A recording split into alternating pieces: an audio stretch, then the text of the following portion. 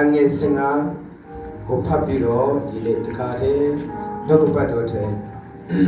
စင်ချင်ဝင်ရမှာဖြစ်တယ်ကဘာဦးချခန်းချက်နှစ်ဆက်ရှေအငယ်စင်ကမှာငါဒီတစ်ဖက်မှာရှိ၏တင်သွားရ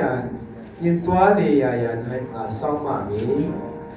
ဤပြည်သို့တဖန်ဆောင်ခဲ့အောင်မည်ဂတိထားသည့်အတိုင်းမပြည့်စုံမည်သင်ကိုငါမစွတ်မှုမိတ်တော်မူ၏ငါဒီတစ်ဖက်မှာရှိ၏တင်သွားလေရ၌ငါစောင့်မမည်ဤပြည်သို့တဖန်ဆောင်ခဲ့အောင်မည်ဂတိထားသည့်အတိုင်းမပြည့်စုံမည်သင်ကိုငါမစွတ်မှုကောင်းကင်တမန်ကယာကုပ်ကိုဆို၏ကောင်းကင်တမန်ကယာကုပ်ကိုပြောသောစကားဖြစ်၏ဒီကြံဖတ်အားပြဆက်လက်ပြီးတော့ရောက်စီတိုင်းဘုရားရှင်ကောင်းချီးပေးပါစေအာမင်ဒီနေ့ဒီဘုရားရဲ့ကောင်းချီးမင်္ဂလာအိမ်မက်ယူပါရင်ကို